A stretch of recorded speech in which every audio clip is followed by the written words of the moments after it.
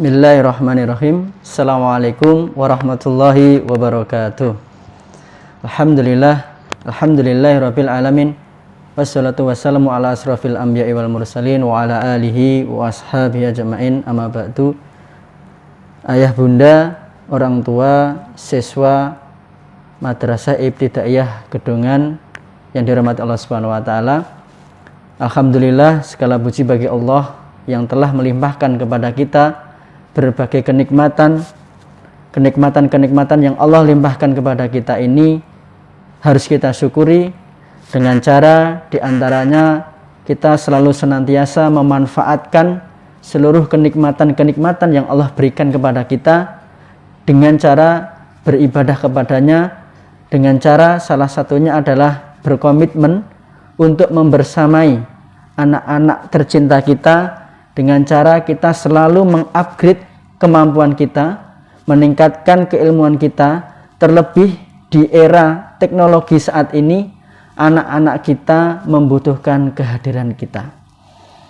Kemudian yang kedua kalinya, semoga salam serta sholawat tetap tercurah terlimpah kepada Nabiullah Muhammad Sallallahu Alaihi Wasallam yang kita tunggu-tunggu syafaatnya. Beliau adalah Nabi dan Rasul yang diutus Allah Subhanahu wa taala, di mana tugas utama beliau adalah mengajak kepada kita dari jalan gelap menuju ke jalan terang, dari jalan sesat menuju jalan kebenaran.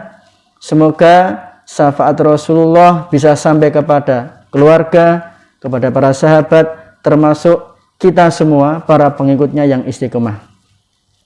Ayah bunda yang dirahmati Allah Subhanahu wa taala, pada kesempatan yang berbahagia ini kami mendapatkan amanah untuk menyampaikan satu tema yang sangat menarik, tema tentang parenting, tema tentang pendidikan, tema tentang sebuah judul yang sedang tren di akhir-akhir ini. Ayah bunda yang dirahmati Allah Subhanahu wa taala, kita tahu saat ini, saat pandemi, kebanyakan anak-anak kita di rumah memakai HP, betul ya?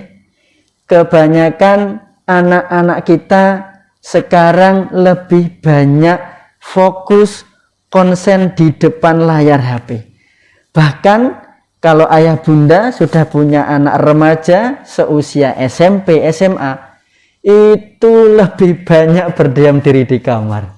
Ngapain ya mereka ya? Nah, ini pasti akan membuat ayah dan bunda bingung, membuat ayah bunda gundah gulana, membuat ayah bunda, ini aku harus ngapa ya ini ya punya anak. Apalagi sekarang anak yang baru lahir aja itu sudah pegang HP, betul ya ayah ya? Betul, pegang HP. Kalau anak sekarang nggak pegang HP, kelihatannya meriang kelihatannya nih. Nah, ini jadi problem kita. Apakah teknologi ini memberikan dampak negatif? Bisa iya, bisa tidak. Apakah teknologi ini memberikan dampak positif? Bisa iya, bisa tidak. Teknologi seperti pisau bermata dua. Teknologi seperti uang logam yang bermuka dua. Ya, ada dampak positif dan ada dampak negatif. Ayah bunda yang dirahmati Allah Subhanahu wa taala, maka ayah dan bunda, bagaimana kita bisa membersamai anak-anak kita? Bagaimana kita bisa mengedukasi anak kita? Bagaimana kita bisa memanfaatkan situasi saat ini kalau kita tidak paham ilmunya?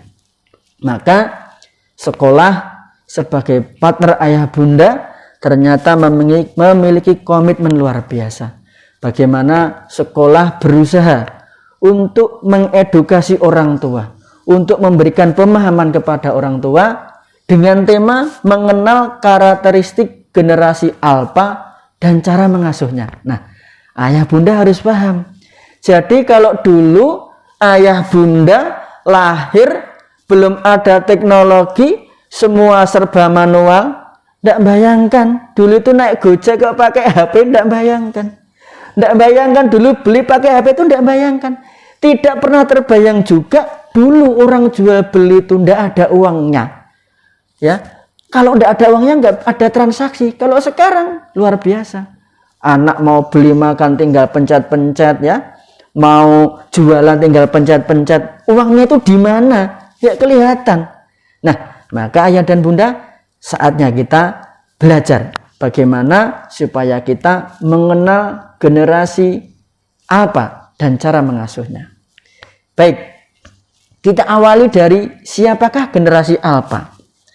Generasi alfa atau yang juga sering disebut dengan children of millennials sendiri diklasifikasikan sebagai orang atau anak yang lahir antara tahun 2010 sampai dengan 2025. Nah, jadi apabila ayah dan bunda punya anak kok lahir antara tahun itu, maka ini disebut dengan generasi alfa.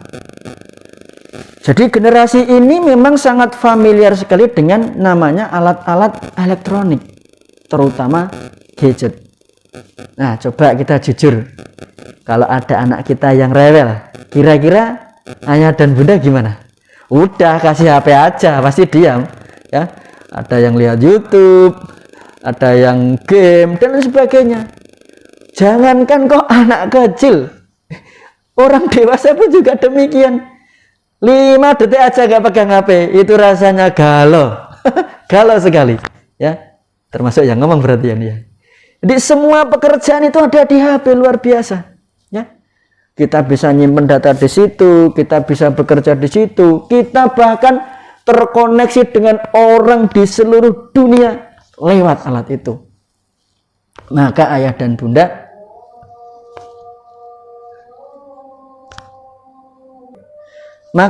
bunda, mari kita kupas satu persatu. Nah, ayah dan bunda harus tahu, ada lebih dari 2,5 juta generasi alfa lahir di seluruh dunia setiap minggunya. Bayangkan, 2,5 juta.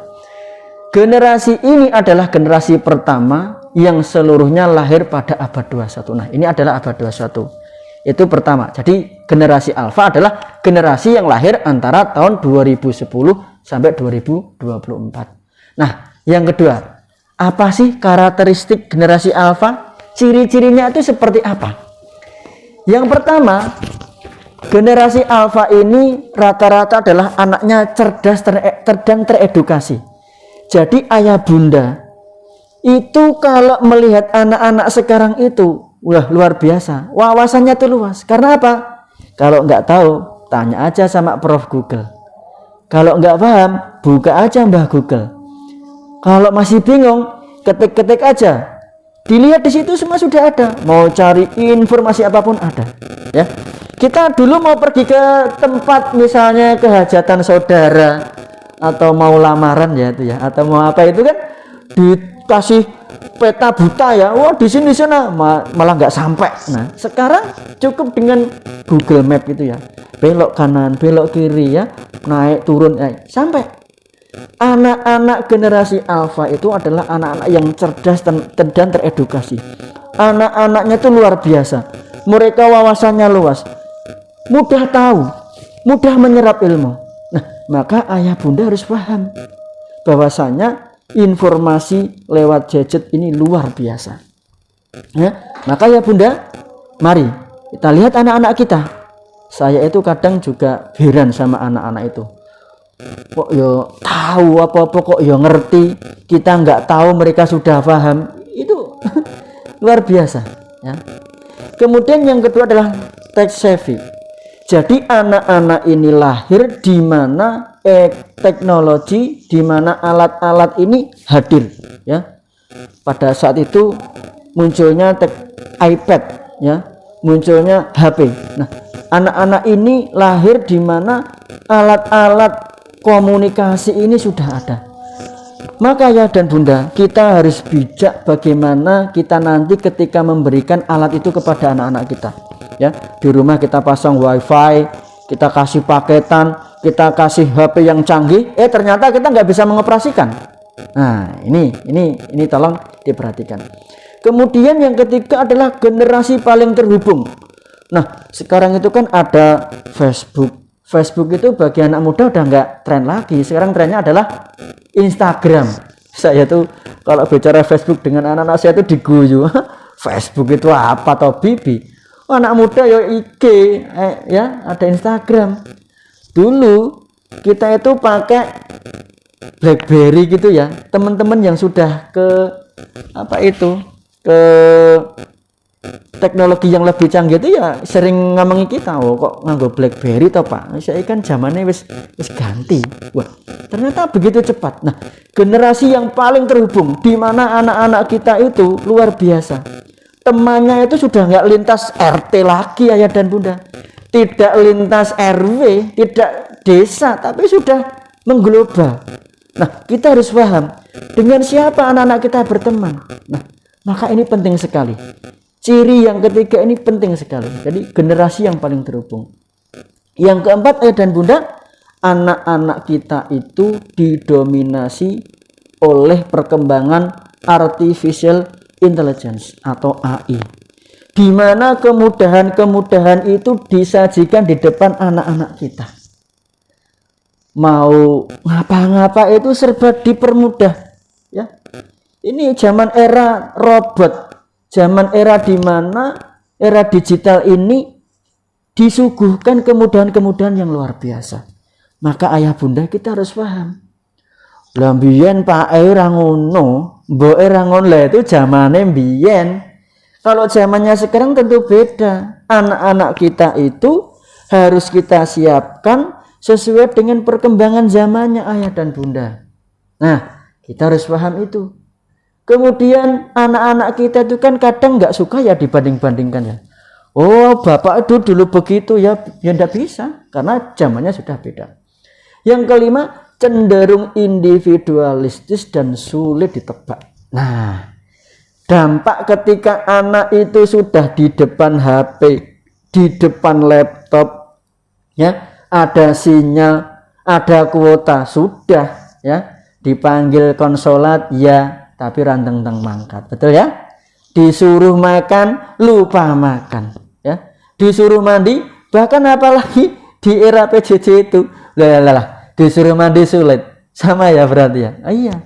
Nah, ini ayah dan bunda. Maka kita sebagai orang tua harus paham ciri-ciri generasi alfa itu seperti apa, ya. Cenderung individualistis, jarang bersosialisasi. Kalau sudah di depan HP, di depannya itu ada tembok, ditabrak, betul ya? Kalau sudah pegang HP, di depannya itu ada cagak, ya ditabrak. Saking fokusnya, saking kusuknya. Dan anak-anak sulit ditebak. Nah, ini karakteristik generasi alfa. Berikutnya bagaimana sih kita sebagai orang tua mensikapi, mengasuh anak-anak generasi alfa? Paling tidak ada 5 ayah dan bunda. Yang pertama, kita wajib mengikuti perkembangan teknologi. Ini saya di tahun 2020 itu diberi kesempatan untuk belajar tentang teknologi. Luar biasa sekali. Ternyata perkembangan teknologi untuk kemudahan manusia itu luar biasa. Ya. Dan kita sebagai orang tua itu tidak boleh hanya menyediakan wifi saja di rumah. Tidak hanya boleh menyediakan laptop saja di rumah. Tidak hanya boleh menyediakan HP saja di rumah. Tetapi kita juga harus paham bagaimana kita membuat rule, membuat aturan, membuat mekanisme supaya teknologi itu bermanfaat juga bagi kita dan anak-anak. Kita tidak dikendalikan oleh teknologi, tetapi kita yang mengendalikan teknologi. Kita tidak dibuat konsumtif oleh teknologi, tetapi dengan teknologi kita harus lebih produktif. Seperti pembelajaran jarak jauh dengan membuat video, seperti anak-anak itu barangkali membuat konten-konten yang positif dan lain sebagainya. Maka ayah bunda mau tidak mau kita dipaksa belajar tentang teknologi. Kalau kita tidak tahu teknologi, maka kita nanti akan bisa istilahnya ya, ditipu atau dihapusi anak awake dhewe gitu ya. Sama anak-anak saya itu pinter banget, ayah bundane belas ra ngerti gitu ya. Itu tadi bukanya di mana gitu ya, carane piye kita nggak tahu. Nah, Ini harus berhati-hati. Yang kedua ayah dan bunda, edukasi tentang dampak internet dan media sosial. Internet dan media sosial kalau berada pada orang yang pas akan memberikan manfaat. Tetapi kalau berada pada orang yang kurang pas, maka itu juga akan berdampak yang tidak baik. Maka kita harus memberikan pendidikan kepada anak kita, diskusi dengan mereka, ya. Kenapa kok kamu suka konten ini, konten-konten yang kamu buka itu apa? Nah, maka ayah dan bunda untuk mengedukasi ini salah satunya adalah dengan memberikan pelajaran agama kepada anak-anak kita. Penting banget. Bagaimanapun kondisi apapun, zaman seperti apapun, era teknologi seperti apapun, kalau pendidikan agama ini bagus, insya Allah ini menjadi benteng. Karena apa? Di dalam pendidikan agama itu dalam keadaan sendiri bersama-sama sama saja. Apalagi dalam keadaan sendiri. Allah Maha melihat. Ini berarti akidahnya harus akidah yang bagus. Maka pelajaran akidah ditekankan terus. Allah Maha melihat. Allah nanti akan memberikan balasan kebaikan. Allah akan mencatat kebaikan kita. Setiap kita berbuat buruk dimanapun, Allah pasti akan melihat. Ya. Ini penting pelajaran agama ini ayah bunda. Maka ayah bunda tepat ketika menyekolahkan anak-anak di MI. Begitu pula ketika sekolah di MI pelajarannya bagus, tetapi pelajaran ilmu pengetahuan dan teknologi juga bagus. Nah ini luar biasa. Maka ayah dan bunda, edukasi tentang dampak internet dan media sosial ini perlu dibingkai dengan yaitu pelajaran agama. Apakah cukup pelajaran agama saja? Tidak cukup. Anak-anak juga mulai dibiasakan, ya, dibiasakan. Pembiasaan ini penting. Yang ketiga, atur screen time dan waktu dengan keluarga. Ayah bunda sesibuk apapun, serepot apapun, sisihkan waktu atau prioritaskan waktu. Bukan disisihkan ya, prioritaskan waktu bersama dengan anak dan keluarga. Ngobrol-ngobrol santai dengan mereka, curhat-curhat dengan mereka. Tadi buka apa dek, ada informasi apa dek, HP-nya apa dek, ini ada masalah apa, anak-anak. Ada waktu Bapak dan Ibu, kami di rumah itu punya kegiatan rutin yaitu kajian pekanan, ya. Di situ bisa curhat-curhat anak-anak, sudah ngobrol sana ngobrol sini, ya. Kemudian kita juga kadang ngasih masukan-masukan kepada anak kita, kadang anak ngasih feedback kepada kita. Nah, kita ini kan contoh bagi anak-anak kita. Maka ini penting, atur waktu dengan keluarga. Yang keempat, memberitahu pentingnya interaksi dengan dunia nyata. Anak-anak itu kalau sudah berselancar di dunia maya itu seolah-olah itu dunianya adalah dunia maya. Tetangganya itu anak mangga jatuh, wadah kucing tertabrak, wadah apa itu surang gagas gitu ya. Nah, maka anak-anak kita jangan sampai lupa dengan kehidupan real. Maka ayah dan bunda, kalau kita punya jadwal, kalau kita mampu mengedukasi anak, kalau pendidikan dan pembiasaan agamanya bagus, maka anak-anak juga harus kita batasi menggunakan dunia maya untuk berinteraksi di dunia nyata. Maka beri tanggung jawab kepada anak-anak untuk berinteraksi dengan teman-temannya. Kita ingat dulu zaman kecil itu permainan-permainan buahnya itu sekarang sudah nggak ada. Semua HP, laptop, di interaksi dengan dunia nyatanya sangat lemah. Nah, ini berbahaya ketika anak-anak kita jarang berinteraksi dengan orang lain. Kemudian yang terakhir ayah dan bunda, biasakan kita berkomunikasi secara terbuka. Inti permasalahan adalah kurangnya komunikasi dan informasi. Maka ayah dan bunda, kita sebagai orang tua, suka tidak suka, sempat tidak sempat, ya, sibuk tidak sibuk, maka kita harus membiasakan komunikasi dengan anak kita. Mungkin makan bersama, mungkin beribadah bersama, ngaji bersama, tamasya bersama, ya, pergi kemana bersama. Itu dimanfaatkan sebagai wahana kita berkomunikasi dengan anak-anak kita. Generasi alfa ini adalah generasi di mana kecenderungan kehidupan individunya kuat. Maka kita juga harus membangun kehidupan kolegialnya. Generasi alfa ini kecenderungannya berselancar di dunia maya itu sangat asik. Maka kita bangun bagaimana supaya berinteraksi dengan dunia nyata juga asik. Anak-anak ini sangat pintar sekali dalam ilmu, dalam wawasan, tapi juga harus dibingkai dengan ilmu agama. Karena dengan ilmu agama inilah anak-anak nanti akan tepat, akan cepat, akan bermanfaat, ya, Orang itu kalau sudah paham agama, profesi apapun, ya, kondisi apapun, dia pasti akan memiliki konsep nafi'un li ghairi, khairun nas anfa'uhum linas. Nah, ayah dan bunda, saya kira ini yang bisa kami sampaikan.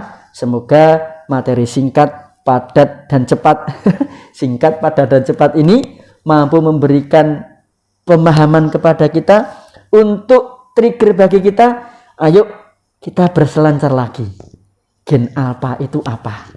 Ciri-cirinya bagaimana? Lalu cara mengasuhnya seperti apa? Banyak sekali materi-materi, tapi kata kuncinya adalah kita harus memberikan pemahaman agama kepada anak-anak kita. Kita harus membiasakan kebiasaan-kebiasaan baik kepada kita. Kita harus bisa membersamai mereka, dan setiap kita memberikan fasilitas kepada anak-anak kita, maka kita harus ikut mengontrolnya. Saya kira ini ayah dan bunda yang bisa saya sampaikan.